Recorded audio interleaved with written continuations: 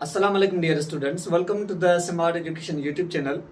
तो MDK 2025 chemistry series में आज हम डिस्कस करेंगे reactions of the benzene. One of the most important topic होता है ऑर्गेनिक केमिस्ट्री का, जिसमें ऑर्गेनिक केमिस्ट्री में हम बेंजीन के दो टाइप के रिएक्शंस पढ़ते हैं, एक इलेक्ट्रोफिलिक सब्स्टिट्यूशंस रिएक्शंस और हमारे पास एडिशंस रिएक्शंस। तो यहाँ पे हम डिस्कस करते हैं कि जो हमारे पास बेंजीन कंपाउंड होता है, बेंजीन कंपाउंड्स दो टाइप के रिएक्शन शो करता है, एक एडिशन रिएक्शंस, एक इलेक्ट्रोफिलिक सब्स्टिट्यूशंस रिएक्शंस।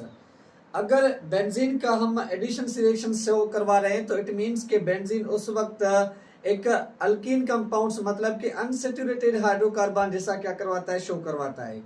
अगर बेंजीन का हम रिएक्शंस करवाते हैं एज अ सब्स्टिट्यूशन रिएक्शन यानी इलेक्ट्रोफिलिक के हिसाब से, तो उस वक्त बेंजीन एक सैचुरेटेड हाइड्रोकार्बन जैसा क्या करवाता है, शो करवाता है, क्योंकि बेंजीन के अंदर एक डीलोकलाइज्ड इलेक्ट्रॉन्स होते हैं जो काफी ज्यादा बेंजीन को स्टेबल करते हैं। तो नंबर 1 पॉइंट्स कि बेंजीन का एडिशन रिएक्शंस एक कंडीशंस पे होगा। क्यों कंडीशंस पे होगा? क्योंकि जो हमारे पास बेंजीन कंपाउंड है, उस बेंजीन कंपाउंड्स के अंदर जो स्टेबिलिटी है वो काफी ज्यादा हाई फॉर्म में क्या करती है कि एग्जिस्ट करती है। किसकी वजह से? Due to the delocalised electrons की वजह से। बेंजीन के अंदर जो पाई बॉन्ड्स होते हैं, वो पाई बॉन्ड्स को हम नाम देते किसका? डीलोकलाइज्ड इलेक्ट्रॉन्स का नाम देते हैं। और वो जो डीलोकलाइज्ड इलेक्ट्रॉन्स होते हैं वो बेंजीन को काफी ज्यादा स्टेबल करते हैं। कैसे? कि ये जो मेरे पास बेंजीन कंपाउंड है, इस बेंजीन कंपाउंड्स में यहाँ पे पाई इलेक्ट्रॉन्स, यहाँ पे पाई इलेक्ट्रॉन्स, यहाँ पे पाई इलेक्ट्रॉन्स होता है, और ये पाई इलेक्ट्रॉन्स पूरी रिंग के अंदर रोटेट करते रहते हैं। तो ये जो बेंजीन का हाइड्रोजनेशन रिएक्शन शो करता है, ये एक विगोरसली कंडीशंस में क्या करता है कि ये रिएक्शंस एग्जिस्ट करता है। कौन सा? कि एक हाई टेम्परेचर पे, आप हाई टेम्परेचर पे ये रिएक्शंस करवाते हैं, और एज अ कैटालिटिक आप क्या करवाते हैं कि ये रिएक्शंस करवाते हैं। कैटलिस्ट आप यहाँ पे यूज करेंगे तो रिएक्शंस होगा, अदरवाइज रिएक्शंस नहीं होता। तो नंबर 1 पॉइंट्स, ये जो एरोमेटिक कंपाउंड्स हमारे पास बेंजीन है, इसमें पाई इलेक्ट्रॉन्स होते हैं, यहाँ पे पाई इलेक्ट्रॉन्स होते हैं। जब आप इसकी हाइड्रोजनेशन करवाते हैं, 3H2 मॉलिक्यूल्स के अंदर ऐड करते हैं, इन द प्रेजेंस ऑफ निकल की प्रेजेंस में या प्लेटिनम की प्रेजेंस में आप इसका रिएक्शंस करवाते हैं, तो यहाँ पे टेम्परेचर ऑलमोस्ट 250 से लेकर 300 सेल्सियस का हम टेम्परेचर यूज करते हैं। तो इस कंडीशंस में ये जो एरोमेटिक हाइड्रोकार्बन्स होता है वो कन्वर्ट हो जाता है किसमें? साइक्लोहेक्सेन में कन्वर्ट हो जाता है। तो यहाँ पे हाइड्रोजन्स, और ये भी दो हाइड्रोजन्स, यहाँ पे भी दो हाइड्रोजन्स, ये भी दो हाइड्रोजन्स, यहाँ पे भी दो हाइड्रोजन्स। हम इसको नाम देते हैं किसका? एज साइक्लोहेक्सेन का नाम देते हैं। ये एक हमारे पास एरोमेटिक कंपाउंड्स था, और ये एक हमारे पास साइक्लोहेक्सेन कंपाउंड्स है। साइक्लोहेक्सेन हम इसको नाम देते हैं। तो इसमें क्या होता है कि ये कन्वर्ट्स हो जाता है जब आप हाइड्रोजनेशन करवाते हैं। उसके बाद जो बेंजीन का दूसरा रिएक्शन होता है, जिसको हम नाम देते किसका? एज हेलोजिनेशन का नाम देते हैं। अब हेलोजिनेशन जो रिएक्शंस होते हैं वो दो टाइप के रिएक्शंस होते हैं। एक सिर्फ दोनों में फर्क क्या होता है? कैटलिस्ट का फर्क होता है। कैसे? कि अगर आप बेंजीन का रिएक्शंस करवाते हैं, किसके साथ? क्लोरीन के साथ रिएक्शंस करवाते हैं, Cl2 के साथ रिएक्शन करवाते हैं। किसकी प्रेजेंस में? आप यहाँ पे सनलाइट यूज करते हैं, यानी जो आप यहाँ पे जो सनलाइट है, फोटोसिंथेसिस आप रिएक्शंस करवाएंगे, तो ये कन्वर्ट हो जाता है किसमें? एक हेलो हमारे पास साइक्लोहेक्सेन में। कैसे? यहाँ पे क्लोरीन कनेक्टेड हो जाएगा, एक क्लोरीन यहाँ पे, एक क्लोरीन यहाँ पे, एक क्लोरीन यहाँ पे, एक क्लोरीन यहाँ पे, एक क्लोरीन यहाँ पे, बाकी इसके साथ भी हाइड्रोजन से, यहाँ पे भी हाइड्रोजन से, ये भी हाइड्रोजन से, ये भी हाइड्रोजन से, और ये भी हाइड्रोजन से।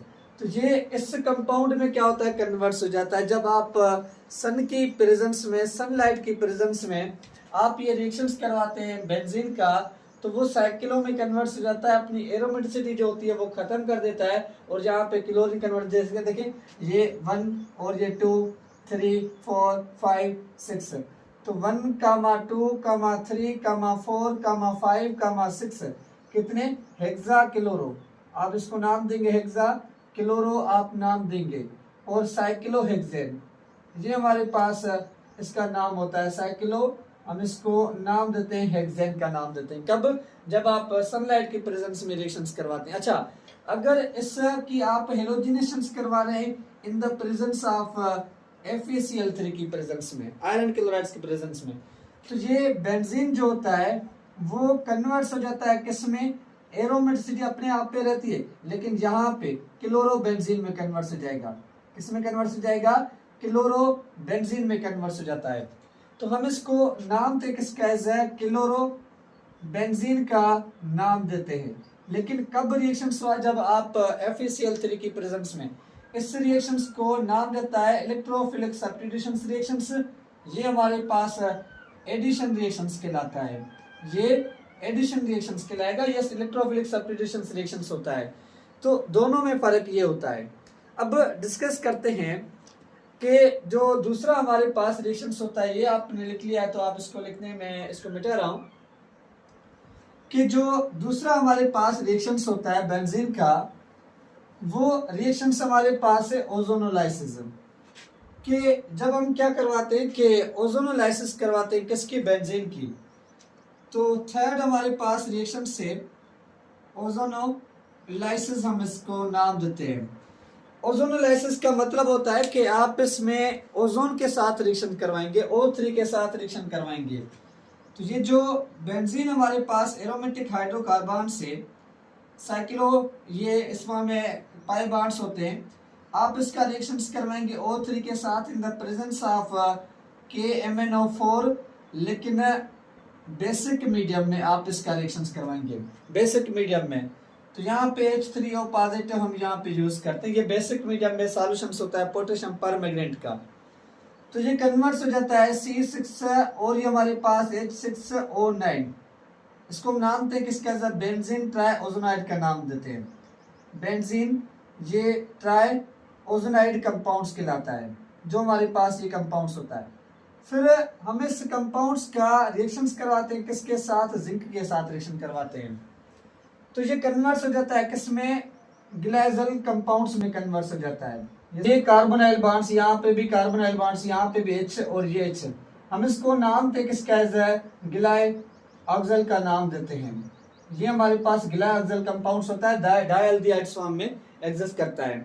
और इसके साथ साथ जो हमारे पास दूसरा कंपाउंड्स बनता है ग्लाइऑक्सल के साथ, यहाँ पे हमारे पास जिंक ऑक्साइड की क्या होगी कि फॉर्मेशंस होगी, प्लस में 3 मॉलिक्यूल्स ऑफ हमारे पास ग्लाइऑक्सल की क्या होते हैं कि ये फॉर्मेशंस होते हैं। तो हम इसको नाम थे किसका है? ओजोनोलाइसिस का नाम थे। ये ग्लाइऑक्सल की फॉर्मेशन सॉरी डाइएल्डिहाइड्स फॉर्म में प्रोडक्ट्स बनता है, इथेन डाइअल भी आप इसको नाम देते हैं। उसके बाद हमारे पास होता है कि ऑक्सीडेशंस ऑफ बेंजीन।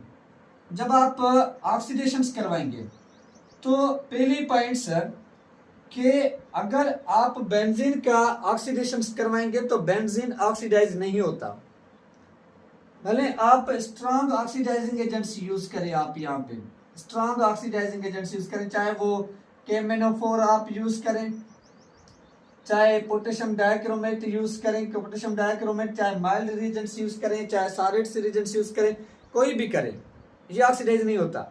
लेकिन जब आप इसकी ऑक्सीडेशंस करवाएंगे इन द प्रेजेंस ऑफ किसकी प्रेजेंस में? वेनेडियम पेंटाऑक्साइड की प्रेजेंस में 450 सेल्सियस आप यहाँ पे टेम्परेचर यूज करते हैं, 450 सेल्सियस। तो ये कन्वर्ट हो जाता है किसमें? मेलिक एसिड में कन्वर्ट हो जाता है। मेलिक एसिड का फार्मूला क्या होता है कि CH और ये हमारे पास CH यहाँ पे डबल बॉन्ड्स, और ये कार्बोनाइल बॉन्ड्स, और यहाँ पे भी कार्बोनाइल बॉन्ड्स, और ये ऑक्सीजन और ये ऑक्सीजन, प्लस में 4 molecules of carbon dioxide, plus में 4 H2O मॉलिक्यूल्स, यहाँ से क्या होता है कि फॉर्मेशंस होता है। हम इस कंपाउंड्स को नाम देते हैं किसका? मेलिक एसिड का नाम देते हैं। ये हमारे पास मेलिक एसिड होता है। तो जब आप ऑक्सीडेशंस करवाते हैं बेंजीन की in the presence of vanadium pentoxide, यानी कैटलिस्ट की प्रेजेंस में हाई टेम्परेचर पर देते हैं, तो बेंजीन कन्वर्ट हो जाता है किसमें? मेलिक एसिड में कन्वर्ट हो जाता है। अच्छा, क्वेश्चन पूछा जाता है जो अल्काइल बेंजीन होता है, अगर आप अल्काइल बेंजीन की ऑक्सीडेशंस करवाते हैं, अल्काइल बेंजीन कौन सा होता है?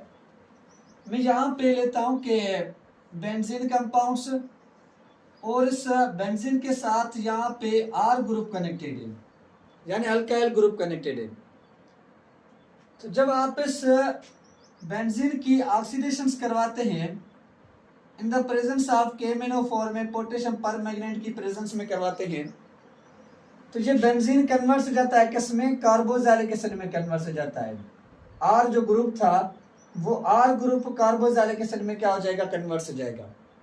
चाहे कोई भी आप अल्काइलाइड्स, लेकिन वो अल्काइलाइड्स टर्शरी यहाँ पे आइसोप्रोपाइल मतलब कि CH3 और यहाँ पे हाइड्रोजन, इस कार्बन के साथ एक हाइड्रोजन लाजमी होनी चाहिए, एक हाइड्रोजन। अगर ये आइसो हमारे पास क्या होता है कि ब्यूटाइल जो होता है ये वाला, अब ये कंपाउंड्स कभी भी ऑक्सीडाइज नहीं होता क्योंकि इस कार्बन के साथ नो अल्फा हाइड्रोजन कनेक्टेड है। अगर यहाँ पे एक भी हाइड्रोजन होगी तो ये कन्वर्ट हो जाएगा किसमें, कार्बोक्सिलिक एसिड में कन्वर्ट हो जाएगा।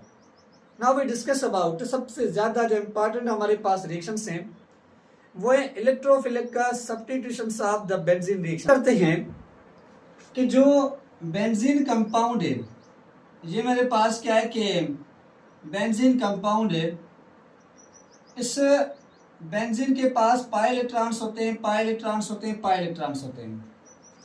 मैं एक मैकेनिज्म समझाता हूं, बाकी सब जो है वो क्या करवा दूंगा, सिर्फ MCQ पॉइंट्स पे क्लियर करवा दूंगा।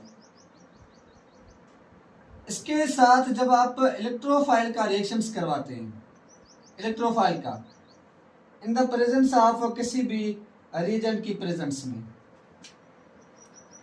ये जो पाई इलेक्ट्रॉन्स होता है वो यहाँ पे जम करता है, तो यहाँ पे नेगेटिव चार्ज, यहाँ पे पॉजिटिव चार्ज, तो इलेक्ट्रोफाइल आकर यहाँ पे क्या करता है, अटैक करता है। तो क्या बनता है हमारे पास, ये मॉलिक्यूल्स बन जाएगा। इलेक्ट्रोफाइल यहाँ पे कनेक्टेड होगा और यहाँ पे पॉजिटिव चार्ज, और ये पाई इलेक्ट्रॉन्स और ये पाई इलेक्ट्रॉन्स। हम इस को नाम देते हैं अरीनियम आयन का नाम देते हैं, अरीनियम आयन कहलाता है। ये एक एरोमेटिक कंपाउंड्स था, एरोमेटिक, ये नॉन एरोमेटिक कंपाउंड्स होता है, नॉन एरोमेटिक कंपाउंड्स था। ये एग्जिस्ट कर रहा था sp2 हाइब्रिडाइजेशन में, ये sp3 हाइब्रिडाइजेशन में क्या करता है कि एग्जिस्ट करता है। ये स्टेबल मॉलिक्यूल होता है और ये नॉन स्टेबल मॉलिक्यूल्स होता है, नॉन स्टेबल फॉर्म एग्जिस्ट करता है। आप इसको नाम दे कार्बोकेटाइन्स आयन का नाम देते हैं, कार्बोकेटाइन आयन कहलाता है। अब ये अपने आप को स्टेबल बनाने के लिए ये इलेक्ट्रॉन्स यहाँ पे जम करेगा तो यहाँ पे पॉजिटिव चार्ज आएगी नेक्स्ट स्टेप में, तो पॉजिटिव चार्ज क्या हो गई कि डिलोकलाइज्ड हो गई, यहाँ पे आ गई, और ये इलेक्ट्रोफाइल यहाँ पे सेम। फिर ये बॉन्ड्स यहाँ पे जम करेगा तो पॉजिटिव चार्ज अब यहाँ पे आएगी, तो नेक्स्ट स्टेप में जो पाई इलेक्ट्रॉन्स और यहाँ पे पॉजिटिव चार्ज, ये यहाँ पे आ गई। उसके बाद इस कार्बन के साथ इलेक्ट्रोफाइल, उस कार्बन के साथ एक हाइड्रोजन है, तो वो हाइड्रोजन अपना यहाँ पे इलेक्ट्रॉन्स देकर बाहर निकल जाता है, तो दोबारा हमारे पास एक एरोमेटिक कंपाउंड्स की फॉर्मेशन हो गई और ये इलेक्ट्रोफाइल यहाँ पे कनेक्टेड हो गया। ये होता है मैकेनिज्म इसका। इस रिएक्शंस के 3 स्टेप होते हैं। सबसे पहले जनरेशंस होती है, जनरेशंस ऑफ इलेक्ट्रोफाइल, इलेक्ट्रोफाइल की जनरेशन करवाते हैं। नेक्स्ट स्टेप होता है कि जो इलेक्ट्रोफाइल होता है वो अटैक करता है, अटैक ऑन न्यूक्लियोफाइल, न्यूक्लियोफाइल के ऊपर अटैक करेगा। ये न्यूक्लियोफाइल यहाँ पे बना था, पाई इलेक्ट्रॉन्स ने जम किया। तो थर्ड स्टेप में अरीनियम आयन जो होता है वो गेट स्टेबिलिटी, पंहिंजो पाण खे छा कंदो आहे त स्टेबल करण जी कोशिश कंदो आहे, डिलोकलाइज करे पंहिंजो पाण खे स्टेबल कंदो। त हीअ असां वटि आहिनि स्टेप जेके असांजा 3 स्टेप रिएक्शंस थी सघनि था। फर्स्ट स्टेप जंहिंमें जनरेशंस ऑफ इलेक्ट्रोफाइल, इलेक्ट्रोफाइल की जनरेशन थींदी आहे। सेकंड स्टेप जिसमें इलेक्ट्रोफाइल न्यूक्लियोफाइल के ऊपर अटैक करता है। थर्ड स्टेप में अरिनामाइन अपने आप को स्टेबल बनाने की कोशिश करता है। ये मैकेनिज्म आपने समझ लिया। अब मैं इसका रिएक्शंस करवाता हूँ। कौन कौन से रिएक्शंस हैं? सबका मैकेनिज्म सेम एक जैसा होता है, सिर्फ इलेक्ट्रोफाइल जो है वो चेंज होते रहेंगे। यहाँ पे बेंजीन कंपाउंड्स, तो ये पहला जो हमारे पास होता है वो होता है सल्फोनेशंस, सल्फोनेशंस होता है। दूसरा नाइट्रेशंस, नाइट्रेशंस होगा। थर्ड जो हमारे पास होगा हेलोजिनेशंस, हेलोजिनेशंस हमारे पास होता है। उसके बाद फ्रीडल क्राफ्ट, एक फ्रीडल क्राफ्ट अल्काइलेशंस, अल्काइलेशंस हमारे पास होगा। And the last Friedel